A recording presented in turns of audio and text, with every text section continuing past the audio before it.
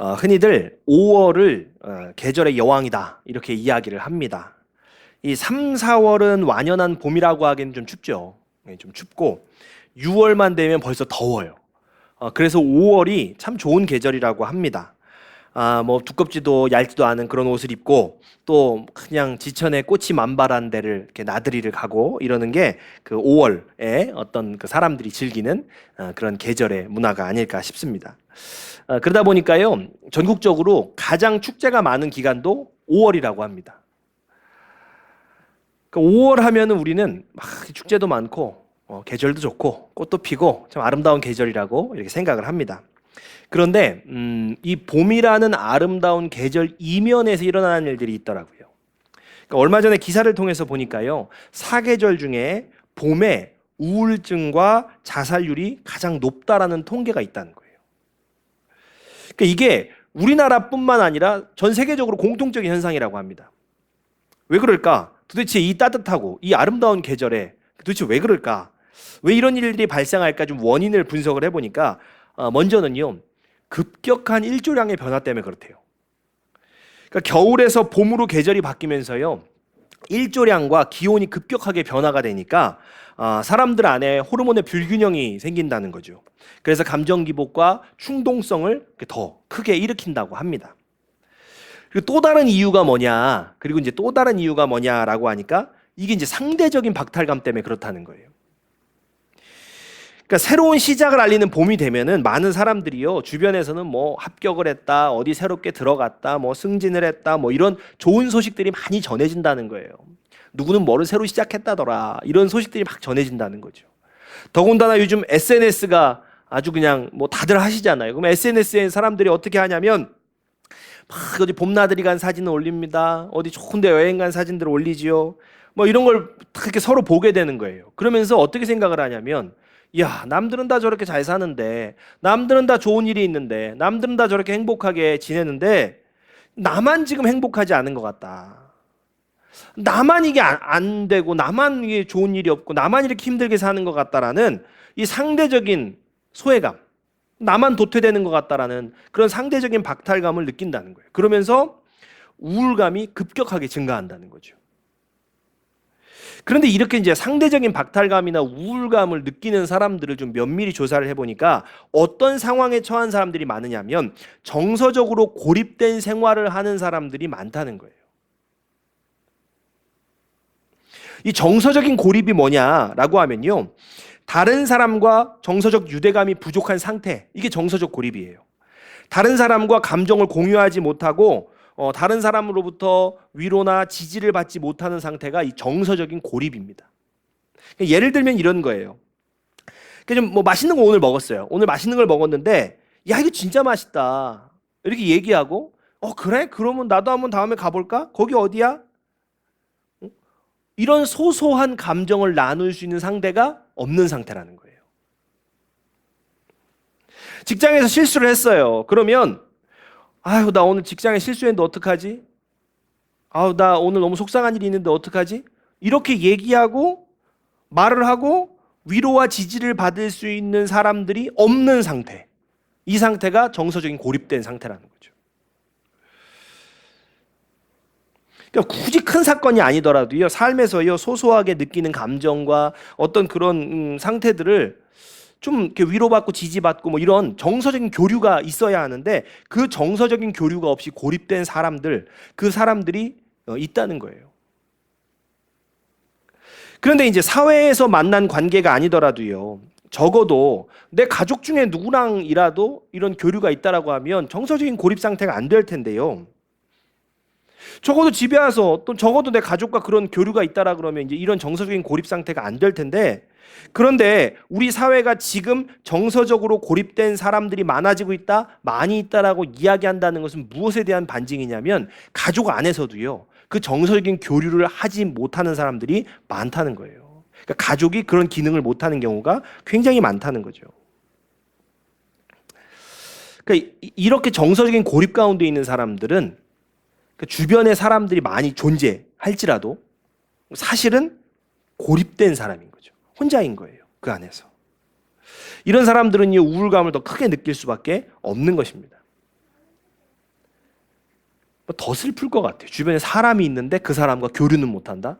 더 우울감에 깊이 들어갈 것 같아요. 그런데 사실 사람은요, 애초부터 어떠냐면 혼자서 살아갈 수 없는 존재로 만들어졌습니다. 사람은 혼자로 살아갈 수 없게 만들어졌어요. 하나님께서 아담을 지으시고요, 사람이 혼자 사는 것이 좋지 않다라고 보셨어요. 그리고 그에게 돕는 배필을 만들겠다라고 하셨어요. 혼자 있는 게 좋지 않아서 돕는 배필을 주겠다라고 말씀하셨는데, 창세기 2장 18절을 보면요, 이 배필, 돕는 배필로 번역된 단어 네게드라는 단어는 어떤 의미냐면 나의 앞에 있는 사람이에요. 나의 반대편에 서 있는 사람. 그러니까 어떤 뜻이냐면 내게 내 앞에 있는 내가 아닌 다른 사람이라는 뜻이죠. 다른 존재. 그러니까 돕는 배필은 내가 아니라 다른 존재예요.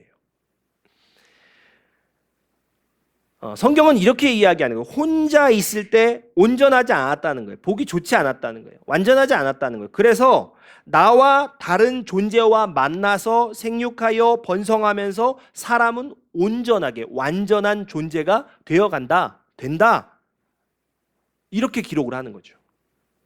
그러니까 다시 이야기하면요, 사람은요, 그냥 창세기에서부터 지음받을 때부터 사람은 혼자 지낼 수 없는 존재, 혼자 지내면 완전하지 않은 존재로 지음받은 거예요.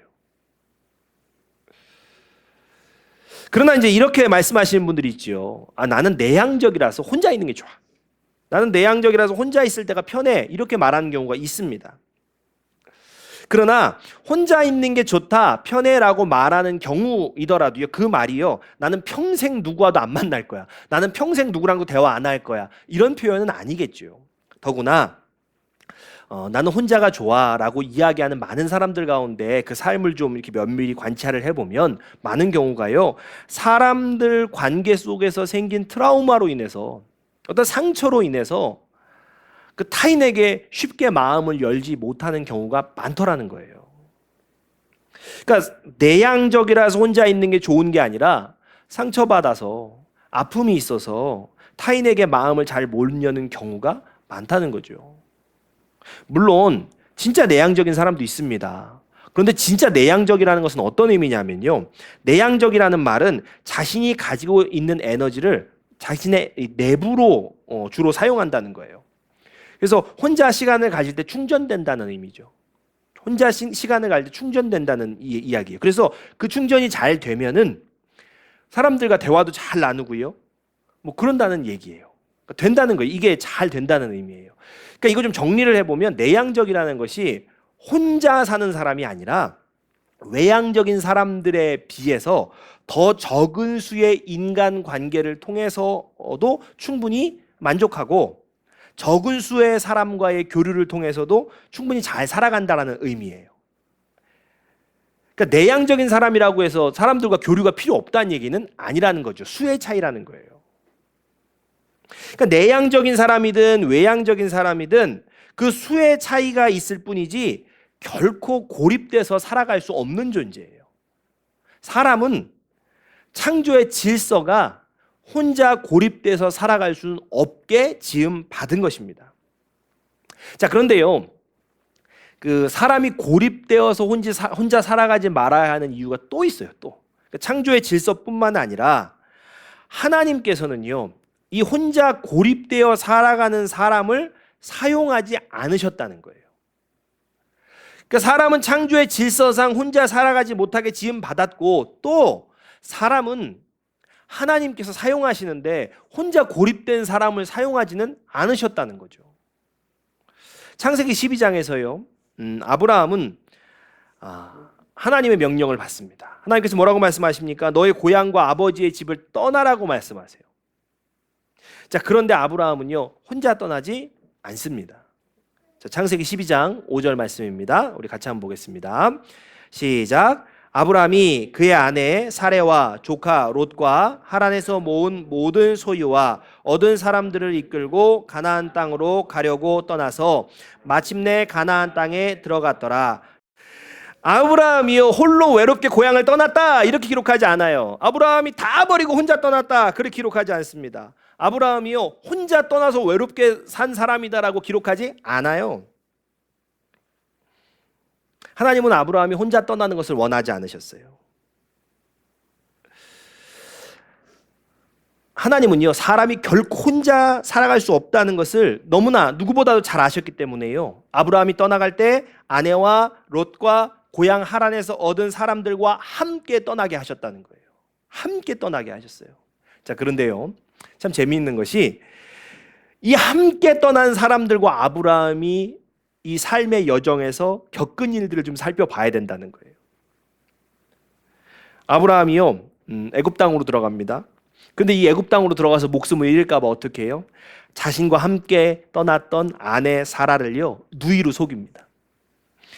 그래서 아내한테는 비겁한 사람이 되고요, 또 이 사실이 들통나서 애굽 왕과는 갈등을 막 겪어요. 자, 조카 롯과도 함께 떠나죠. 근데 이 조카 롯과는요, 점점 재산이 불어나니까 이 재산 때문에 갈등이 생겨요. 그래서 막 종들이 막 서로 다투는 일이 생깁니다. 또 어느 날은요, 이 같이 데려갔던 조카 롯이 그냥 붙잡혀 가가지고 그냥 가가지고 여러 왕들과 전쟁을 치러야 하는 일도 겪게 돼요. 또 어떤 날은요, 아이를 이제 사라가 낳지를 못하니까 여종 하갈을 통해 가지고선 이스마엘을 낳죠. 이 일이요, 온 집안의 싸움이 됩니다. 사실 가만히 보면 아브라함이 진짜 다 떼어놓고 혼자 떠났다면은 이런 일들을 겪지 않아도 됐을 거예요. 근데 그럼에도 불구하고 하나님께서는요, 아브라함을 혼자 두지 않으세요. 계속 사람들과 함께 두시는 거예요. 그는 혼자 살지 않음으로써요, 사람들과 함께 삶으로써 어떻게 됩니까? 그냥 그가 아주 비겁한 사람이라는 것이 드러났어요. 아내를 막 누이라고 속이면서요. 또 한편으로는 함께 살아가다 보니까 조카 롯과 이 재산이 충돌이 됐을 때, 그 종들이 싸움이 났을 때, 야, 네가 먼저 좋은 땅을 선택해라 라고 하면서 배려가 있는 사람이라는 것도 드러났어요. 또 주변 왕들과 싸울 때는 정말 거침없이 나아가는 사람임이 우리는 또 성경을 통해서 드러나는 걸 알 수 있어요. 또 반면에 어떤 모습도 나타납니까? 사라와 하갈이 막 갈등을 일으키니까요, 어쩔 줄을 몰라 하면서 소가리를 하는 사람인 것을 또 이 관계 속에서 아브라함이 드러내요. 그러니까 아브라함은요, 혼자 살면 겪지 않아도 될 일들을요, 사람들과 함께 살아감으로써 막 다양하게 경험을 합니다. 그러면서 아브라함의 다양한 모습이 그 상황 속에서 막 드러나는 거예요. 사람이 성장하는 데에는요, 몇 가지 요소가 있는데 그 중에 하나가요, 다양한 환경을 경험하는 거라고 해요. 다양한 환경을 경험하면서 겪어내는 것, 그것을 통해서 사람들이요, 성장할 수 있대요. 또 다른 성장하는 것이 무엇이냐면, 나에게 있는 다양한 모습을 발견함으로써 사람은 성장할 수 있다는 거예요. 다양한 환경을 경험하는 것, 그러니까 다양한 것을 경험하는 것은요, 삶의 자양분이 됩니다. 많은 것을 경험해 보면 다 자양분이 되지요. 양분이 많은 흙에서는 식물이 잘 자랍니다. 우리가 분갈이를 그래서 하잖아요. 화분 안에 양분이 없어지면 더 이상 자랄 수 없기 때문에 분갈이를 하죠. 때때로 안 되면 영양분을 막 주잖아요. 양분이 많은 흙에서 식물이 잘 자라는 것처럼요, 정말 많은 경험을 한 사람들이요, 세상을 보는 시각이요, 좀 다릅니다. 경험을 많이 못하는 사람과 경험이 많은 사람은요, 세상을 보는 시각 자체가 달라요. 그래서 그 차이가요, 결정적인 삶의 순간에 성장과 후퇴를 가르는 거죠. 그래서 많은 경험을 한 사람들이 성장합니다. 자, 또 다른 면으로요, 나에게 있는 다양한 모습을 발견하는 사람들이 성장을 하는데요, 나에게 있는 다양한 모습을 발견한다, 이것을 다른 말로는 자기 인식이 잘 된다라고 이야기할 수 있어요. 내가 어떤 장점과 단점을 가지고 있는지 잘 알고요, 지금 내 상태와 감정이 어떤지를 잘 알고 있는 사람, 이런 사람들이 자기 인식이 잘 되는 건데, 이런 사람이 성장한다는 거예요. 왜 그럴까요? 사람들에게 물어봐요. 어떤 사람하고 같이 일하는 게 힘드냐? 어떤 사람하고 같이 일하는 게 힘드냐라고 하면 뭐 여러 가지 대답을 하죠. 뭐 갑질하는 사람, 엄한 데다가 화풀이 하는 사람, 앞뒤가 다른 사람, 뭐 자기만 옳다고 주장하는 사람, 이게 얘기하면 자꾸 뭐 이렇게 한 명씩 떠오르는 사람도 있으시죠. 이렇게 이런 사람들하고 같이 지내는 게 힘들다는 거예요. 자, 그런데요, 이런 사람들의 공통점이 있어요. 공통점이 뭐냐면 자기 인식이 잘 안 된다는 거예요. 그러니까 자기 인식이 잘 안 되니까요, 자기 내 의견만 맞다고 막 고집을 하는 거예요. 자기 인식이 잘 안 되니까 다른 거는 발견을 하지 못하고요. 다른 사람의 의견은 별로 가치 없다고 생각을 하는 거죠. 그거 내 것만 맞아요.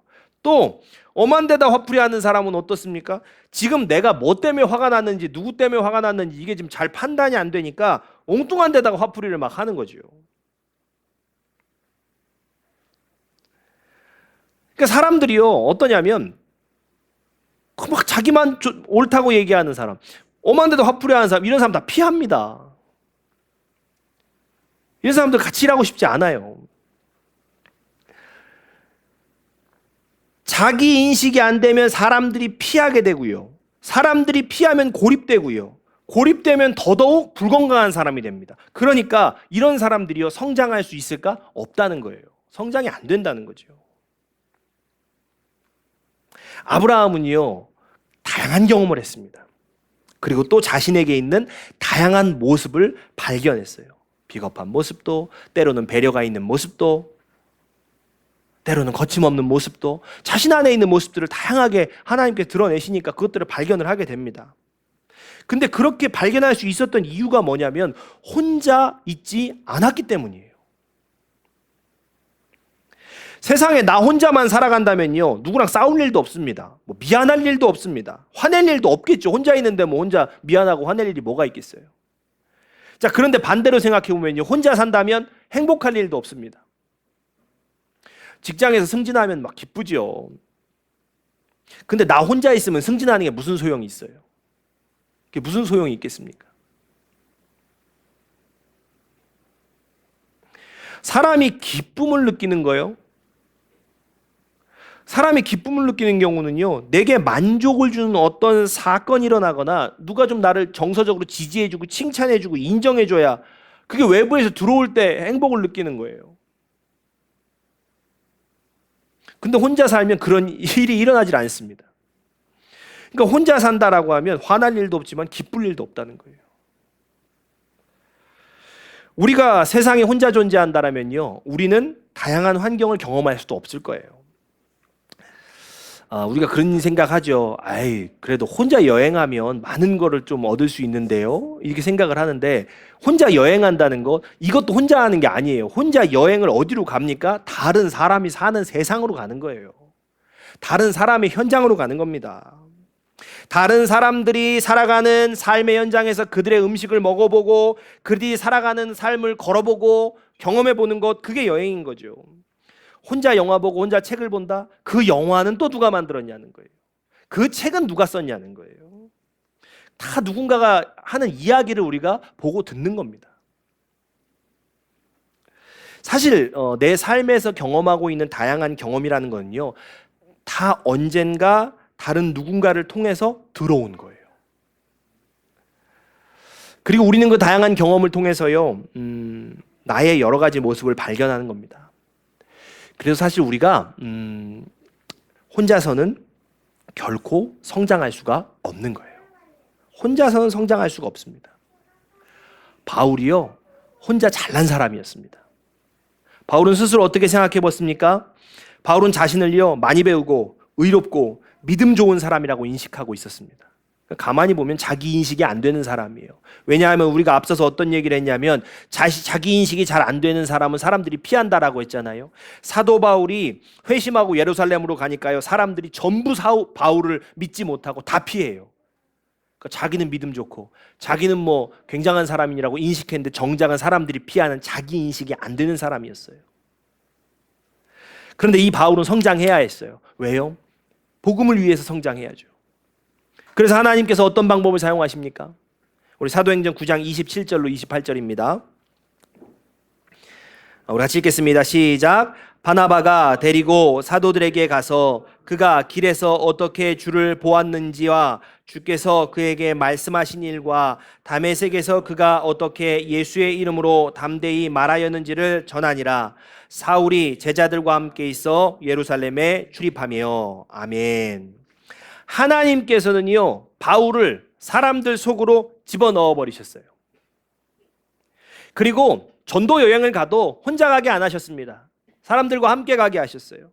첫 번째 여행은 바나바와 마가와 함께 여행을 하게 합니다. 두 번째 여행은 실라와 디모데와 함께 하죠. 세 번째 여행은요, 디모데와 누가와 함께 여행을 하게 합니다. 하나님께서는요, 바울 주변에요, 늘 사람들을 두셨어요. 바울은 그들과 막 싸웁니다. 싸우기도 합니다. 다투기도 합니다. 전도 여행하는 중에 다퉈서 막 갈라지기도 합니다. 그들과 함께 또 그냥 죽음을 무릅쓰고 강을 건너기도 하고 바다를 건너기도 합니다. 또 매를 맞기도 하고 감옥에 갇히기도 합니다. 그렇게 사람들과 함께 사역하고 사람들과 함께 살아가면서요, 사도 바울은 성장합니다. 그리고 그는 노년이 되어서요, 자신을 돌아보면서 뭐라고 고백하냐면 이렇게 고백을 합니다. 디모데전서 1장 13절과 15절 말씀입니다. 우리 같이 읽도록 하겠습니다. 시작. 내가 전에는 비방자요 박해자요 폭행자였으나 도리어 긍휼을 입은 것은 내가 믿지 아니할 때에 알지 못하고 행하였음이라. 미쁘다 모든 사람이 받을 만한 이 말이요 그리스도 예수께서 죄인을 구원하시려고 세상에 임하셨다 하였도다. 죄인 중에 내가 괴순이라. 아멘. 내가 예수를 믿기 전에는 비방자였고 박해자였고 폭행자였다. 나는 죄인 중에 괴수입니다. 사도 바울은 마침내 자신을 보게 된 거예요. 숱한 갈등과 역경을 겪어내면서요, 그 사람들과 함께 겪어내면서 그 사도 바울은요, 최고의 사도가 되었습니다. 사도 바울이 혼자 고립되어 살아갔다라면 결단코 일어나지 않을 일들이에요. 다윗이요, 혼자 있지 않았습니다. 사무엘서를 보면요, 다윗이 도피 생활을 하는 동안에 빚진 자들, 마음이 상한 자들 400명과 함께 생활했다라고 합니다. 다윗은 광야에서 그들의 리더가 됐습니다. 다윗이 그냥 좋은 왕이 된 것이 아니라 하나님께서 다윗을 광야에서요, 이 사람들 속에 두심으로 그곳에서요, 좋은 왕이 되는 연습을 하게 하신 거예요. 여러분, 오늘 우리의 시대가요, 혼자 사는 게 편하다. 혼자 사는 게 편하다. 혼자 되기를요, 장려하는 시대입니다. 혼자 되는 것을요, 권하는 시대예요. 최근에 에세이 베스트셀러를 차지한 책 제목이 뭐냐면 혼자서도 잘 사는데 어떡합니까? 예요. 그만큼 많은 사람들이 혼자 살기를 원해요. 혼자 지내고 싶어 합니다. 근데 그럼에도 불구하고 사람들 속으로 들어가는 사람이 있다는 거예요. 사람들 속으로 들어가서 부딪히고 깨지면서 다양한 경험을 하고 타인을 통해서 나를 발견하는 사람이 있다는 거죠. 물론 쉽지 않은 것입니다. 상처도 받고 역경도 겪을 수 있습니다. 혼자 고립되지 않는다는 것, 이거 하나님의 창조의 질서에 순응하는 거예요. 그래서 이 하나님 창조의 질서에 순응하는 것이기 때문에 이 사단의 목표는 순종을 방해하는 것이거든요. 당연히 사람들과 함께 살아갈 때 어려움을 겪을 수밖에 없는 거예요. 우리가 고립되지 않는다는 것, 이거 하나님 창조의 질서에 순종하고 나아가는 건데 사단은 그 순종하는 걸 원하지 않아요. 당연히 방해합니다. 그래서 우리가 역경을 겪는 거예요. 어려움 겪을 수밖에 없습니다. 그럼에도 불구하고 고립되기를 선택하지 않고요, 사람들 속으로 들어가는 사람이요, 이 세상을 이끌어갈 것이에요. 고립된 사람은요, 세상에 선한 영향력을 끼칠 수 없기 때문입니다. 주님은요, 우리가 산 위에 있는 동네다라고 말씀하세요. 우리가 땅 속에 있는 동네라면, 저 밑에 있는 동네라면요, 그렇게 해서 아무에게도 보이지 않는다면요, 어떤 영향력도 끼칠 수 없습니다. 우리는요, 세상에 보여야 하는 존재들이에요.